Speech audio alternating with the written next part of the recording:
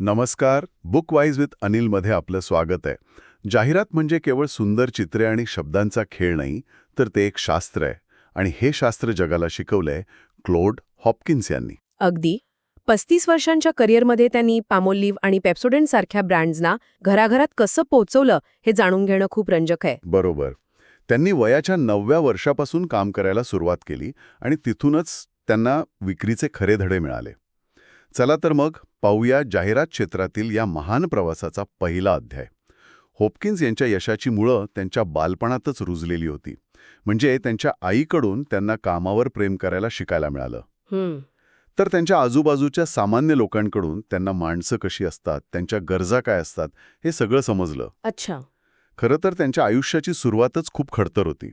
ते 10 वर्षांचे असताना त्यांचे वडील त्यांना सोडून गेले आणि तेव्हापासून त्यांच्या आईनेच संपूर्ण कुटुंब सांभाळलं. बापरे, म्हणजे एका आईवर अचानक एवढी मोठी जबाबदारी येणं हे खूपच अवघड असणार. त्यांनी हे सगळं एकट्यानं कसं सांभाळलं असेल? त्यांची आई, ज्यांना हॉपकिन्स एक संत मानतात, त्या प्रचंड मेहनती होत्या. म्हणजे त्या मोकळ्या बसलेल्या आहेत किंवा आराम करत आहेत असा एकही क्षण हॉपकिन्सना आठवत नाही. खरंच? हो, त्या एकाच वेळी अनेक भूमिका पार पाडत होत्या. त्या शिक्षिका होत्या, लेखिका होत्या, प्रकाशक होत्या आणि सेल्स पर्सन सुद्धा होत्या. अरे वा, म्हणजे एकाच वेळी इतक्या जबाबदाऱ्या. हे तर आजच्या भाषेत बोलायचं झालं तर एक वन वुमन स्टार्टअप होतं त्यांचं. वेळापत्रक कसं असेल याची कल्पनाच करवत नाही. अगदी तसंच होतं. सकाळी त्या मुलांना शिकवून घरकाम आटोपून शाळेत जायच्या. रात्री मुलांसाठी किंडरगार्टनची पुस्तकं लिहायच्या. अच्छा. आणि एवढ्यावरच त्या थांबल्या नाहीत. त्या पुस्तकांची छपाई करून सुट्टीत सायकलवरून घरोघरी जाऊन ती पुस्तकं विकायच्या. काय सांगताय? हो, कामाचा कोणताही प्रकार त्यांना कमीपणाचा वाटत नव्हता. अविश्वसनीय. म्हणजे कामाचा हा वारसा आणि कामाबद्दलचा आदर हे सगळं त्यांना घरातूनच मिळालं होतं. आजच्या जगात जिथे आपण वर्क लाईफ बॅलन्सबद्दल बोलतो, तिथे त्या काळात तर जगण्यासाठीच संघर्ष होता. बरोबर. आणि हॉपकिन्स यांनी स्वतः आईच्याच पावलावर पाऊल ठेवलं. वयाच्या 9व्या वर्षी त्यांनी काम सुरू केलं. 9व्या वर्षी? हो. शाळेआधी 2 शाळांचे दरवाजे उघडणं, शाळेनंतर डेस्क आणि फरशी साफ करणं आणि रात्री 65 घरांमध्ये वर्तमानपत्र टाकणं, हे त्यांचं रोजचं काम होतं. शनिवारी पूर्ण शाळा स्वच्छ करायची, रविवारी चर्चमध्ये जॅनिटरचं काम करायचं. पण एक मिनिट, फक्त मेहनत पुरेशी असते का? आजकाल तर सगळे वर्क स्मार्ट नॉट हार्ड म्हणतात. या कठोर परिश्रमाचा त्यांच्या जाहिरात करण्याच्या पद्धतीवर नेमका काय परिणाम झाला? खूप छान प्रश्न आहे. बघा, मेहनत हा एक भाग होता, पण दुसरा आणि कदाचित त्याहून महत्वाचा भाग होता तो म्हणजे त्यांचा अनुभव. अनुभव? हो. ते गरीब कुटुंबात सामान्य लोकांमध्ये वाढले. याला ते एक आशीर्वाद म्हणायचे. ते म्हणायचे, मी श्रीमंत कुटुंबात जन्माला आलो असतो तर मी सामान्य माणसाला कधीच समजू शकलो नसतो. अच्छा, म्हणजे त्यांना त्यांची टार्गेट ऑडियन्स जन्मापासूनच माहीत होती. त्यांना कधी मार्केट रिसर्च करायची किंवा कस्टमर पर्सोना बनवायची गरजच पडली नाही. अगदी. ते स्वतःच त्या पर्सोनाचं जिवंत उदाहरण होते. नेमका हाच मुद्दा आहे. त्यांना सामान्य लोकांच्या इच्छा, त्यांच्या गरजा, त्यांचे छोटे छोटे आनंद, त्यांचे संघर्ष हे सगळं जवळून पाहता आलं होतं. त्यांना माहीत होतं की 95% ग्राहक हे सामान्य कष्टकरी लोकच असतात आणि म्हणूनच त्यांच्या जाहिराती या कधीच क्लिष्ट किंवा विद्वत्ता दाखवणाऱ्या नसायच्या. म्हणजे ते मुद्दामून साधी भाषा वापरायचे का? हो, ते नेहमी साधे शब्द आणि छोटी वाक्य वापरायचे. ते म्हणायचे की श्रीमंत लोक किंवा विद्वान लोक कदाचित माझ्या जाहिरातींवर हसतील, पण मला त्याची पर्वा नाही. माझ्या जाहिराती त्या सामान्य माणसाच्या हृदयाला भिडल्या पाहिजेत, जो दिवसभर मेहनत करून घरी येतो आणि त्याच्या भाषेत बोलणारी एखादी गोष्ट शोधत असतो. बरोबर. त्यांना माहीत होतं की त्यांच्या जाहिराती वाचताना सामान्य माणूस त्यांच्या प्रोडक्टची एक कनेक्शन अनुभवेल, कारण ते स्वतः त्या लोकांपैकीच एक होते. लोकांना समजून घेणं हे तर महत्वाचं आहे हे कळलं. पण त्या समजेला विक्रीमध्ये कसं रूपांतरित करायचं? कारण दिवसाखेरीज जाहिरातीचा उद्देश विक्री वाढवणं हाच असतो, नाही का? त्यांची याबद्दलची मूळ विचारसरणी काय होती? त्यांची विचारसरणी अत्यंत स्पष्ट आणि खरं तर त्या काळात क्रांतिकारी होती. अच्छा. जाहिरात म्हणजे विक्री, बस. त्यांच्यासाठी जाहिरात ही कला किंवा चतुराई दाखवण्यासाठी नव्हती, तर ती प्रभावीपणे वस्तू विकण्यासाठी होती. त्यांच्या आधीचे जाहिरातदार मोठे मोठे शब्द, आकर्षक चित्र वापरून लोकांना प्रभावित करण्याचा प्रयत्न करायचे. पण हॉपकिन्स म्हणाले, हे सगळं व्यर्थ आहे. पण जाहिरातीत कलात्मकता नको का? आज तर आपण बघतो की मोठमोठे ब्रँड्स किती क्रिएटिव्ह जाहिराती बनवतात. त्यांच्या मते कलात्मकता तोपर्यंत चांगली जोपर्यंत ती विक्री वाढवते. ते नेहमी म्हणायचे की जाहिरात म्हणजे salesman in print. Salesman in print. हो, म्हणजे कागदात छापलेला एक सेल्समॅन. जसा एक चांगला सेल्समॅन ग्राहकाला समोर भेटून त्याला समजावून घेऊन त्याच्या गरजेनुसार वस्तू विकतो, तसंच काम जाहिरातीनं करायला हवं. बरोबर. जाहिरातीतला प्रत्येक शब्द, प्रत्येक चित्र हे विक्रीच्या उद्देशानेच असायला हवं. सेल्समन इन प्रिंट ही कल्पनाच खूप शक्तिशाली आहे. म्हणजे जाहिरात वाचणाऱ्याला असं वाटलं पाहिजे की कोणीतरी त्याच्याशी थेट बोलतंय. पण याचं एखादं ठोस उदाहरण आहे का जिथे त्यांना हा धडा मिळाला? आहे ना. एक खूप सुंदर अनुभव आहे त्यांच्या लहानपणचा. त्यांच्या आईने एकदा घरीच सिल्वर पॉलिश बनवलं होतं. होपकिन्स यांनी ठरवलं की आपण हे घरोघरी जाऊन विकायचं. सुरुवातीला ते फक्त डबा दाखवून लोकांना सांगायचे की हे पॉलिश किती चांगलं आहे, वस्तू कशा चमकतात वगैरे. म्हणजे ते प्रॉडक्टचे फक्त फीचर्स सांगत होते. मग काय झालं? परिणाम खूपच निराशाजनक होता. 10 घरांमध्ये गेल्यानंतर फक्त एकच डबा विकला गेला. फक्त 10% सक्सेस रेट. आजच्या भाषेत बोलायचं झालं तर प्रचंड वाईट कन्व्हर्जन रेट आहे. मला वाटतं की इथेच अनेक जण हार मानतात किंवा प्रॉडक्टमध्येच काहीतरी चूक आहे असं समजतात. अगदी. पण त्यांनी तसं नाही केलं. त्यांनी आपला दृष्टिकोन बदलला. बरोबर. त्यांनी स्वतःला विचारलं असेल, एक सेल्समन म्हणून मी काय चूक करतोय? आणि मग त्यांना उत्तर मिळालं. पुढच्या वेळी त्यांनी फक्त पॉलिश विकण्याऐवजी ते वापरून दाखवलं असेल. अगदी. ते वापरून दाखवलं. ते लोकांच्या घरी जायचे, त्यांच्या घरातली एखादी चांदीची जुनी काळवंडलेली वस्तू घ्यायचे आणि त्या पॉलिशने ती वस्तू लोकांच्या डोळ्यासमोर घासून चकचकीत करून दाखवायचे. वा. म्हणजे त्यांनी शो डोंट टेल हा नियम वापरला. लोकांना प्रोडक्टबद्दल सांगण्याऐवजी त्याचा परिणाम थेट दाखवला. बरोबर. आणि लोकांना जेव्हा प्रत्यक्ष दिसायचं की त्यांची जुनी वस्तू काही क्षणात कशी नव्यासारखी चमकती आहे, तेव्हा परिणाम पूर्णपणे बदलला. किती बदलला? पुढच्या 10 घरांमध्ये 10 पैकी 10 डबे विकले गेले. 100% विक्री. अविश्वसनीय. हो, म्हणजे फक्त दृष्टिकोन बदलल्याने विक्री 10 पटीने वाढली. ही गोष्ट आजच्या कोणत्याही सेल्स टीमसाठी एक जबरदस्त केस स्टडी आहे. नुसतं बोलण्यापेक्षा डेमो देणं किती महत्वाचं आहे हे यातून सिद्ध होतं. नेमका हाच धडा ते आयुष्यभर विसरले नाहीत. याच तत्वावर त्यांनी पुढे फ्री सॅम्पल या तंत्राचा मोठ्या प्रमाणावर वापर केला. Free sample? हो. अनेक कंपन्यांना ते सुरुवातीला खूप खर्चिक वाटायचं. लोक फुकटचे सॅम्पल घेतील आणि निघून जातील अशी भीती त्यांना वाटायची. ही भीती तर आजही अनेक बिझनेसेसना वाटते. फ्री ट्रायल किंवा फ्री सॅम्पल देणं परवडेल का, याचा ROI कसा मोजायचा? होपकिन्स यांनी त्यांच्या क्लायंट्सना कसं पटवलं असेल? त्यांनी गणितांनी पटवलं. ते म्हणायचे, समजा 100 सॅम्पल मागे 10 जरी ग्राहक मिळाले आणि त्यांनी आयुष्यभर आपलं प्रॉडक्ट वापरलं, तर ते 10 ग्राहकांकडून मिळणारा नफा हा 100 सॅम्पलच्या खर्चापेक्षा कितीतरी जास्त असेल. अच्छा. त्यांनी कस्टमर लाईफटाईम व्हॅल्यू या संकल्पनेचा विचार 100 वर्षांपूर्वी केला होता. कमाल आहे. त्यांना माहीत होतं की एकदा लोकांना अनुभव आला की ते पैसे देऊनही वस्तू विकत घेतील. आणि गंमत म्हणजे हे फ्री सॅम्पलचं तत्व आज 100 वर्षांनंतरही तितकंच प्रभावी आहे. अगदी. आज आपण सॉफ्टवेअरचे फ्री ट्रायल्स वापरतो, कॉस्कोमध्ये फूड सॅम्पल्स घेतो किंवा स्पॉटिफायचं फ्री व्हर्जन वापरतो. हे सगळं हॉपकिन्सच्या त्याच मूळ विचारावर उभं आहे.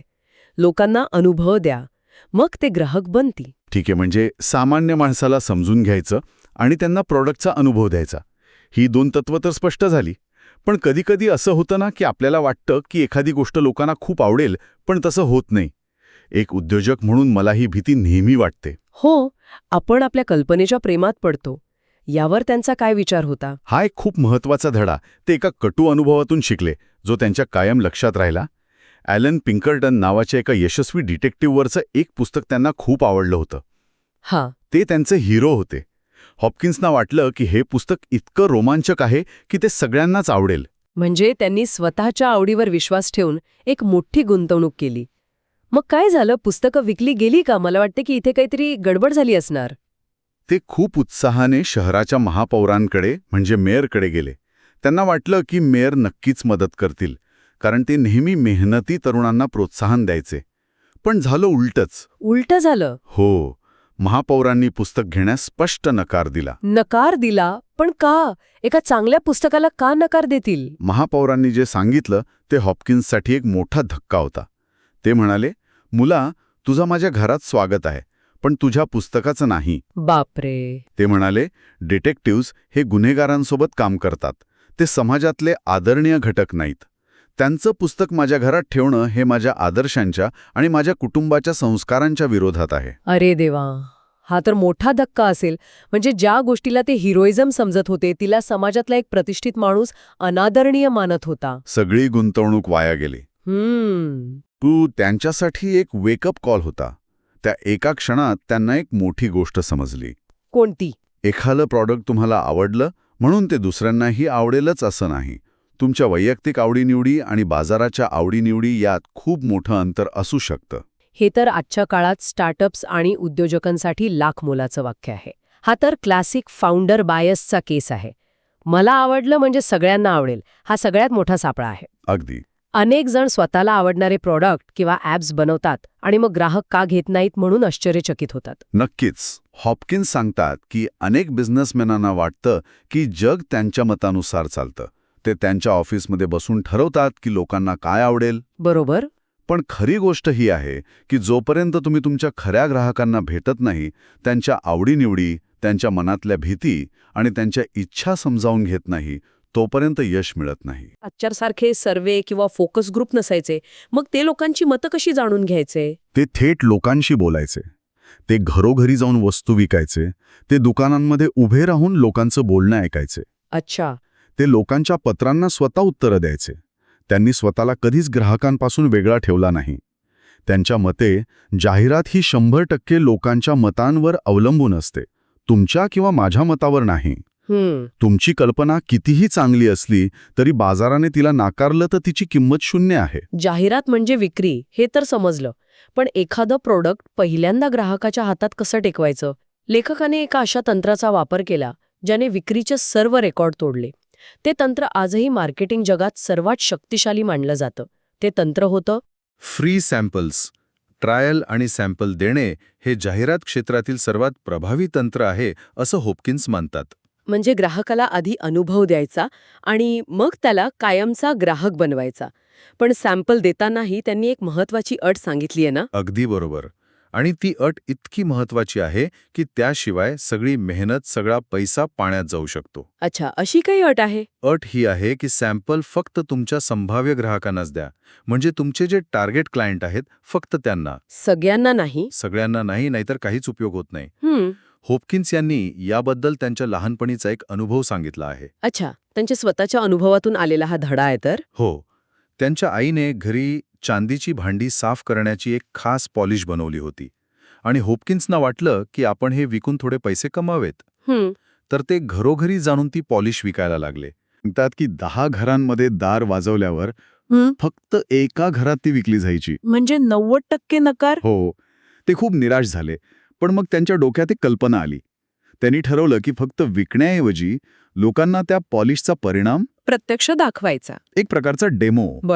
बरोबर डेमो. दुसऱ्या दिवशी ते पुन्हा गेले. पण यावेळी त्यांनी लोकांकडून एखादं काळं पडलेलं चांदीचं भांडं मागितलं आणि त्यांच्या डोळ्यासमोर ते त्या पॉलिशने घासून चकचकीत करून दाखवलं. आणि मग जादू झाली असणार. अगदी. जमीन अस्मानाचा फरक होता. जिथे आधी 10 पैकी फक्त एक घर पॉलिश घेत होतं, तिथे आता 10च्या 10 घरात ती विकली गेली. 10 पट जास्त विक्री फक्त लोकांना अनुभव दिल्यामुळे? हो. पण तरीही अनेक कंपन्या फ्री सॅम्पल द्यायला घाबरतात. त्यांना वाटतं हा मोठा खर्च आहे किंवा लोक फक्त फुकटच्या वस्तूच मागत राहतील. हा धोका असतोच. पण हॉपकिन्स यांचा नियम साधा होता. आधी जाहिरात करा, लोकांची उत्सुकता वाढवा आणि जे लोक त्यात रस दाखवतील फक्त त्यांनाच सॅम्पल द्या. यालाच टार्गेटेड सॅम्पलिंग म्हणतात. म्हणजे आधी लोकांना हात वर करायला लावायचा आणि मग त्यांच्या हातात सॅम्पल द्यायचा? अगदी तसंच. पण मग लोकांमध्ये ती उत्सुकता निर्माण कशी करायची? त्यांना ते सॅम्पल घ्यावंसं वाटलं पाहिजे. बरोबर. आणि त्यासाठी हॉपकिन्स यांनी कुतूहलाच्या शक्तीचा वापर केला. याचं सर्वात उत्तम उदाहरण म्हणजे क्वेकर ओट्सच्या बाबतीत त्यांनी जे केलं ते. अच्छा, ही पफ्ड व्हीट आणि पफ्ड राईसची गोष्ट आहे ना? म्हणजे आपले मुरमुरे? हो, तेच. पण आज ते आपल्याला सामान्य वाटतात. तेव्हा हे प्रोडक्ट बाजारात पूर्णपणे अयशस्वी ठरले होते. अयशस्वी का? लोकांना ते बेचव आणि विचित्र वाटायचे. कंपनी तर ते उत्पादन बंद करण्याच्या विचारात होती. पण हॉपकिन्स यांना त्यात काहीतरी वेगळं दिसलं. नेहमीप्रमाणे? हो. ते थेट कारखान्यात गेले आणि त्याचे संशोधक प्रोफेसर A.P. अँडरसन यांना भेटले. त्या समजली, ज्याला स्टीम एक्सप्लोजन म्हणतात. धान्याचे लाखो कण वाफेच्या प्रचंड दाबाने फुगवले जातात, ज्यामुळे त्यांचा आकार 8 पटीने वाढतो. बापरे. हे पाहून हॉपकिन्स यांच्या डोक्यात एक भन्नाट कल्पना आली. कोणती कल्पना? त्यांनी एक आकर्षक वाक्य तयार केलं, food shot from guns. Food shot from guns? हो म्हणजे बंदुकीतून बाहेर पडलेलं अन्न. हो. जाहिरात समीक्षकांनी त्यांची खिल्ली उडवली. म्हणाले, हे काय वेडेपणा आहे. पण सामान्य लोकांमध्ये प्रचंड कुतूहल निर्माण झालं. यात मानसशास्त्राचा खूप मोठा भाग आहे. मानवी स्वभावच असा आहे की त्याला गूढ आणि अनपेक्षित गोष्टींबद्दल कुतूहल वाटतं. अगदी. आणि त्यांनी फक्त वाक्यच वापरलं नाही, तर प्रोफेसर अँडरसन यांचा फोटो आणि त्यांची गोष्टही जाहिरातीत वापरली. अच्छा. त्यामुळे त्या उत्पादनाला एक मानवी चेहरा मिळाला. ती केवळ एक वस्तू राहिली नाही, तर एका वैज्ञानिक शोधाची गोष्ट बनली. म्हणजे त्यांनी प्रोडक्ट ॲज अ हिरोऐवजी प्रोसेस ॲज अ हिरो आणि इन्व्हेंटर ॲज अ हिरो ही रणनीती वापरली. बरोबर. सुरुवातीला वृत्तपत्रात जाहिरात देऊन फायदा झाला नाही, कारण ते वाचणारे लोक हे उत्पादन विकत घेऊ शकत नव्हते. पुन्हा तोच मुद्दा, टार्गेट ग्राहक. हो, पण जेव्हा त्यांनी मासिकांमध्ये जाहिरात देऊन कुपनद्वारे सॅम्पल वाटायला सुरुवात केली, तेव्हा विक्री प्रचंड वाढली. कारण त्यांनी योग्य ग्राहकांपर्यंत कुतूहल आणि सॅम्पल दोन्ही पोचवले. ठीक आहे, म्हणजे आपल्याकडे एक चांगली कल्पना आहे ज्यामुळे लोकांमध्ये कुतूहल निर्माण झाले आहे, पण त्यावर लाखो रुपये खर्च करण्याआधी ती कल्पना प्रत्यक्षात काम करेल की नाही हे तपासण्याचा काही मार्ग आहे का? नक्कीच आहे. आणि हाच हॉपकिन्स यांच्या सायंटिफिक ॲडव्हर्टायझिंगचा गाभा आहे. ते जाहिरातीकडे एक प्रयोग म्हणून बघायचे. मोठी जोखीम घेण्याऐवजी छोट्या स्तरावर चाचणी घ्यायची आणि निकाल तपासायचे. बरोबर. यासाठी पामोलिव्ह साबणाचं उदाहरण उत्तम आहे. हो, पामोलिव्ह. पामोलिव्ह हा तेव्हा एक साधा साबण होता. हॉपकिन्स आणि त्यांच्या टीमने त्याला एका सामान्य साबणावरून सौंदर्य साबण म्हणजे ब्युटी सोप म्हणून सादर करायचं ठरवलं. पण त्यांनी थेट देशभर जाहिरातबाजी केली नाही. नाही, त्यांनी एक लहान प्रयोग केला मिशिगनच्या बेंटन हार्बर या छोट्या शहरात. हो, तिथे फक्त $700 खर्च करून एक चाचणी मोहीम राबवली. फक्त $700? त्यांनी आधी काही जाहिराती प्रसिद्ध केल्यात, ज्यात पामोलिव्हची कहाणी आणि सौंदर्याचं आकर्षण होतं. यामुळे महिलांमध्ये उत्सुकता निर्माण झाली. त्यानंतर त्यांनी जाहिरातीत एक कूपन दिलं, ज्याच्या बदल्यात 10 सेंटचा पामोलिव्ह बार मिळत होता. 1 मिनिट, 10 सेंटचा बार? हो, म्हणजे तो पूर्णपणे मोफत नव्हता. नाही. आणि यामागेही एक विचार होता. काय? पूर्णपणे मोफत देण्याऐवजी थोडी किंमत ठेवल्यामुळे लोकांना ते उत्पादन चीप वाटलं नाही, उलट त्याची एक किंमत आहे असं वाटलं. खरंय, जी गोष्ट फुकट मिळते तिची किंमत राहत नाही. अगदी बरोबर. आणि या 2 आठवड्यांच्या प्रयोगातून त्यांना 2 महत्वाच्या गोष्टी कळल्या. कोणत्या? एक, महिलांनी कूपन वापरून साबण घेतला. आणि दुसरं म्हणजे त्याहूनही महत्वाचं, तो आवडल्यामुळे त्या पुन्हा पूर्ण किंमत देऊन तो विकत घेऊ लागल्या. म्हणजे त्यांना रिपीट कस्टमर रेटचा अचूक अंदाज आला. हो, मागणी इतकी वाढली की दुकानदारांना सेल्समनची गरजच पडली नाही. हा एक ठोस पुरावा होता. म्हणजे हा प्रयोग यशस्वी ठरला. आणि एकदा का त्यांना खात्री पटली की ही रणनीती काम करते, तेव्हाच त्यांनी ती इतर शहरांमध्ये आणि नंतर संपूर्ण देशभरात लागू केली. वैज्ञानिक पद्धतीचा हा उत्तम वापर होता. कोणताही अंदाज नाही, फक्त डेटा. सॅम्पल आणि कुतूहलामुळे लोकांनी प्रॉडक्ट तर घेतलं, पण ते प्रॉडक्ट लोकांच्या सवयीचा भाग कसा बनवायचं, जसं त्यांनी पामोलिव्ह साबणाने केलं. त्यासाठी त्यांनी लोकांच्या एका अशा मानसिकतेचा वापर केला जिथे लोक स्वतःच्या सौंदर्याबद्दल आणि निर्णयाबद्दल खूप जागरूक असतात. ती स्ट्रॅटेजी होती ग्राहकांची निर्णय क्षमता.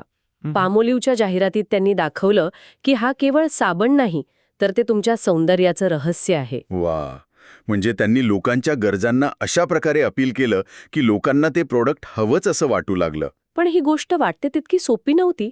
कारण हे सगळं सुरू झालं तेव्हा पामोलिव्ह ते कंपनीचं मुख्य उत्पादन नव्हतं. बरोबर.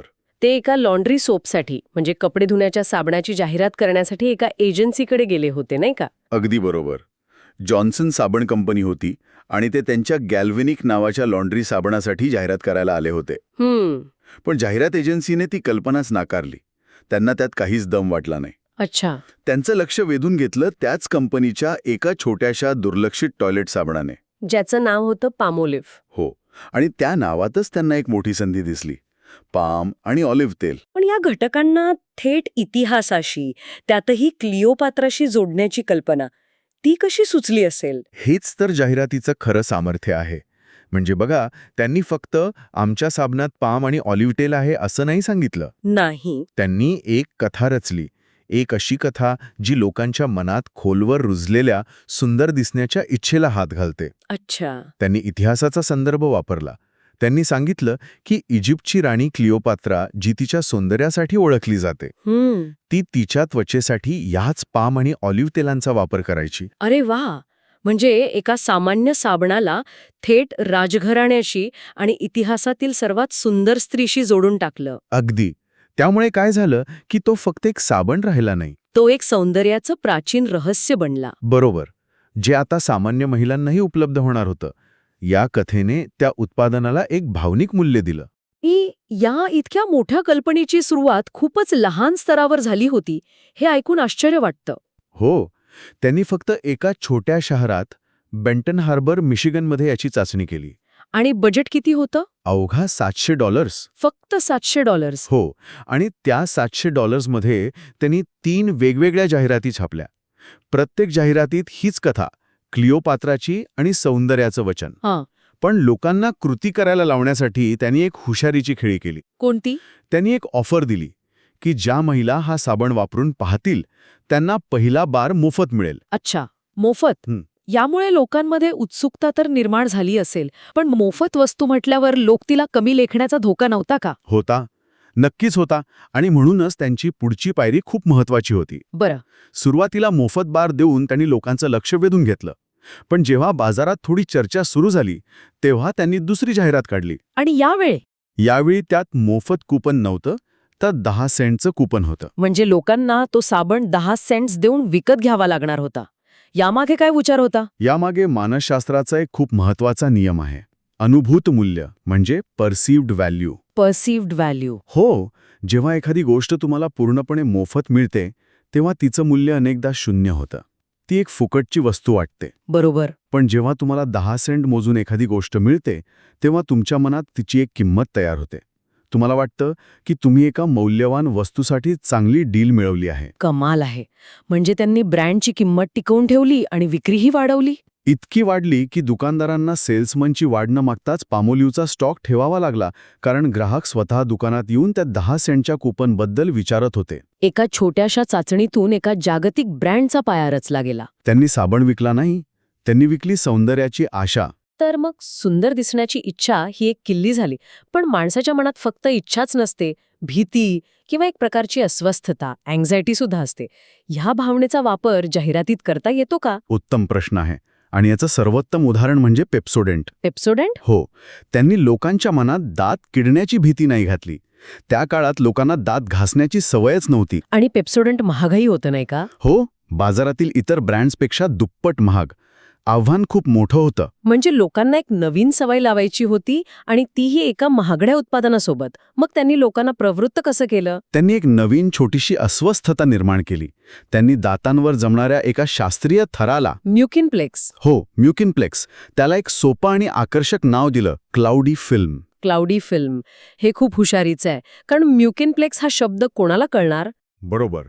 पण क्लाउडी फिल्म ही एक रोजच्या अनुभवातली गोष्ट आहे. जसं खिडकीच्या काचेवर धुरकट थर जमतो. त्यांनी एका समस्येला सोपं बनवलं. आणि मग संदेश काय होता? संदेश खूप सोपा होता. तुम्ही तुमच्या जिभेने दातांवरून फिरवून बघा. तुम्हाला एक थर जाणवतोय का? हीच ती क्लाउडी फिल्म आहे जी तुमचं सुंदर स्मिथ लपवते. अच्छा. आणि पेप्सोडंट हा थर काढून तुम्हाला चमकदार आणि आकर्षक स्मिथ देईल. म्हणजे इथेही त्यांनी आरोग्यापेक्षा पुन्हा एकदा सौंदर्यालाच महत्त्व दिलं. अगदी. आणि जाहिरातींमध्ये सुंदर, आनंदी, यशस्वी लोकांचे हसरे चेहरे दाखवले. लोकांना त्या चित्रांशी स्वतःला जोडून घ्यायचं होतं. आणि यातून एक सवय निर्माण झाली. ती क्लाउडी फिल्म जाणवणं हा एक ट्रिगर होता. बरोबर. पेप्सोडंटने घासणं सवय होती आणि चमकदार स्मिथ हे बक्षीस. तुम्ही अगदी योग्य मुद्दा पकडला आहे. त्यांनी एक सवय चक्र, एक हॅबिट लूप तयार केला. भीती दाखवून एखादी गोष्ट एकदा विकता येते, पण सवय लावून तुम्ही आयुष्यभरासाठी ग्राहक तयार करता. खरंय. म्हणजे सौंदर्य आणि एक छोटीशी अस्वस्थता या पलीकडे जाऊन माणसाच्या दुसऱ्या कोणत्या मूळ भावनेला हात घालता येतो? नक्कीच. सुंदर दिसण्या इतकीच एक दुसरी प्रबळ भावना आहे उत्सुकता, क्युरिओसिटी. उत्सुकता. हो. काहीतरी नवीन, विचित्र किंवा अनपेक्षित दिसल्यास आपलं लक्ष तिकडे लगेच वेधलं जातं. क्वेकर ओट्सच्या पफ्ड व्हीट आणि पफ्ड राईसची कथा याच सत्वावर आधारलेली आहे. अच्छा, ही तीच उत्पादनं आहेत जी बाजारात पूर्णपणे अयशस्वी झाली होती. हो, कंपनी त्यांना बंद करण्याच्या विचारात होती, कारण लोकांना ते काय आहे हेच कळत नव्हतं. फुगवलेलं धान्य, हां. चवीला चांगलं असूनही विक्री होत नव्हती. मग लेखक स्वतः कारखान्यात गेले. आणि त्यांनी तिथे काय पाहिलं? त्यांनी ती प्रक्रिया पाहिली. तिथे धान्याला वाफेच्या सहाय्याने एका मोठ्या बंदुकीसारख्या यंत्रातून प्रचंड दाबाने बाहेर फेकलं जायचं. बाप रे. आणि त्या स्फोटामुळे धान्याचा आकार 8 पटीने मोठा व्हायचा. आणि हे पाहून त्यांच्या डोक्यात ती प्रसिद्ध टॅगलाईन आली, फूड शॉट फ्रॉम गन्स. बंदुकीतून झाडलेलं अन्न. हे वाक्य तर धक्कादायक आहे. हो, विचित्र आणि अत्यंत कुतूहल निर्माण करणारं. लोकांना प्रश्न पडला की हे काय आहे? खाण्याची वस्तू बंदुकीतून कशी येऊ शकते? पण मला एक प्रश्न पडतोय, बंदुकीतून झाडलेलं अन्न ही कल्पना लोकांना घाबरवूही शकते. ही उत्सुकता विक्रीमध्ये कशी बदलली? नाही, फक्त वाक्य पुरेसं नव्हतं. आणि म्हणूनच त्यांनी या कथेला एक मानवी चेहरा दिला. म्हणजे त्यांनी या प्रक्रियेचे शोधक प्रोफेसर अँडरसन यांची गोष्ट सांगितली. त्यामुळे लोकांना ती प्रक्रिया धोकादायक वाटण्याऐवजी एका शास्त्रज्ञाचा अद्भुत शोध वाटू लागली. अच्छा, म्हणजे उत्सुकतेनंतर विश्वास निर्माण केला. आणि विश्वासानंतर अनुभव. त्यासाठी त्यांनी मासिकांमध्ये कूपन्स दिली. मासिकांमध्येच का? वर्तमानपत्रांमध्ये का नाही? कारण त्यांना वाटलं की मासिकांचे वाचक हे त्यांचे योग्य ग्राहक आहेत, जे थोडं वेगळं आणि महाग उत्पादन विकत घेऊ शकतील. म्हणजे त्यांनी हे सुनिश्चित केलं की त्यांचे सॅम्पल्स योग्य लोकांपर्यंत पोहोचतील. अगदी. आणि याचा परिणाम असा झाला की जे उत्पादन बंद होणार होतं ते अमेरिकेतील सर्वात लोकप्रिय नाश्त्याच्या पदार्थांपैकी एक बनलं. या सगळ्या कथांमधून काही समान धागे दिसतात. या 35 वर्षांच्या अनुभवातून काही मुख्य तत्व नक्कीच समोर आली असतील. त्यातील पहिलं तत्व काय सांगाल? पहिलं आणि सर्वात महत्त्वाचं तत्व म्हणजे नेहमी ग्राहकाच्या फायद्याचा विचार करा, स्वतःच्या ब्रँडच्या स्वार्थाचा नाही. माझं उत्पादन विकत घ्या असं ओरडण्याऐवजी तुमच्यासाठी हे कसं फायदेशीर आहे हे सांगा. बरोबर. याचं उत्तम उदाहरण व्हॅन कॅम्पच्या पोर्क अँड बीन्सच्या जाहिरातीत दिसतं. त्या काळात 94% महिला घरीच बीन्स बनवत होत्या. त्यामुळे बाजारातून विकत घेण्याचं काही कारणच नव्हता. हो, व्हॅन कॅम्पने आमचे बीन्स विकत घ्या असं म्हटलंच नाही. त्याऐवजी त्यांनी ग्राहकाला शिक्षित केलं. म्हणजे कसं? त्यांनी घरगुती बेकिंग आणि फॅक्टरी बेकिंगची तुलना केली. त्यांनी दाखवून दिलं की घरी बनवलेले बीन्स व्यवस्थित शिजत नाहीत, पचायला जड जातात. आणि त्यांच्या फॅक्टरीमध्ये? त्यांच्या फॅक्टरीमध्ये स्ट्रीम ओव्हनमध्ये 245 डिग्री तापमानावर बीन्स शिजवले जातात. त्यामुळे प्रत्येक दाणा व्यवस्थित शिजतो आणि पचायलाही सोपा असतो. म्हणजे त्यांनी ग्राहकाला एक नवीन माहिती दिली. त्यांनी स्वार्थ नाही तर ग्राहकाची सेवा करण्याची इच्छा दाखवली. आणि महिलांना वाटू लागलं की बाजारातून बीन्स विकत घेणं हे त्यांच्या कुटुंबाच्या आरोग्यासाठी जास्त चांगलं आहे. हे खूपच प्रभावी आहे. म्हणजे ग्राहकाला शहाणं बनवा. दुसरं महत्त्वाचं तत्व कोणतं? दुसरे तत्व आहे साधेपणा. जाहिरात नेहमी साध्या भाषेत, सोप्या शब्दात आणि लहान वाक्यांमध्ये असावी. कारण 95% ग्राहक हे सामान्य लोक असतात. अगदी. लेखक स्वतः खूप गरिबीत वाढले होते, त्यामुळे त्यांना सामान्य लोकांच्या गरजा, त्यांच्या अडचणी, त्यांची भाषा हे सगळं चांगलं समजत होतं. म्हणजे आपल्या ग्राहकाला समजून घेणं हे खूप महत्त्वाचं आहे. हो, ते म्हणायचे की सामान्य माणसासाठी उत्पादन विकायचं असेल तर मी ते सहज करू शकेन, कारण मी त्यांच्यापैकीच एक आहे. ही खूप मोठी शिकवण आहे. आणि तिसरं तत्व ज्यावर आपण आधीही बोललो ते म्हणजे सॅम्पलिंग. हो, सॅम्पलिंगची ताकद. लोकांना तुमचं उत्पादन वापरून पाहण्याची संधी द्या. एकदा त्यांना अनुभव आवडला की ते स्वतःहून ते विकत घेतील. पण इथेही एक अट आहे. अट हीच की सॅम्पल योग्य ग्राहकांपर्यंत पोचायला हवं. जसं क्वेकर ओट्सच्या बाबतीत त्यांनी मासिकांची निवड केली. नाहीतर सगळे पैसे आणि कष्ट वाया. बरोबर. योग्य जागी योग्य लोकांना योग्य पद्धतीनं सॅम्पल देणं ही एक कला आहे. खरंच या साध्या पण प्रभावी रणनीती वापरून त्यांनी पामोलिव्ह, पेप्सोडेंट, क्वेकर ओट्स यांसारख्या अनेक उत्पादनांना यशस्वी ब्रँड बनवलं. हो, आणि या कथांमधून एक गोष्ट पुन्हा पुन्हा समोर येते की तंत्रज्ञान बदलतं, माध्यमं बदलतात, पण मानवी स्वभाव बदलत नाही. अगदी बरोबर.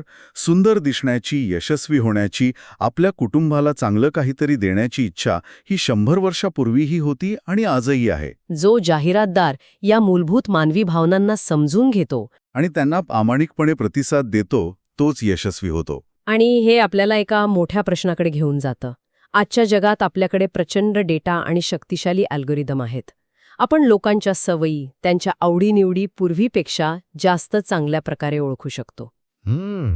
पण या सगळ्या तंत्रज्ञानामुळे आपण मानवी स्वभावाला अधिक चांगल्या प्रकारे प्रतिसाद देत आहोत की केवळ त्याच्या कच्च्या दुव्यांचा अधिक हुशारीने फायदा घेत आहोत? यावर विचार करायला हरकत नाही. तुम्हाला हा व्हिडिओ कसा वाटला? कमेंट बॉक्समध्ये नक्की कळवा. हा व्हिडिओ तुमच्या मित्रमैत्रिणींसोबत नक्की शेअर करा आणि बिझनेस स्किल्स शिकण्यासाठी बुकवाईज विथ अनिल या यूट्यूब चॅनलला सबस्क्राईब करा. जय हिंद.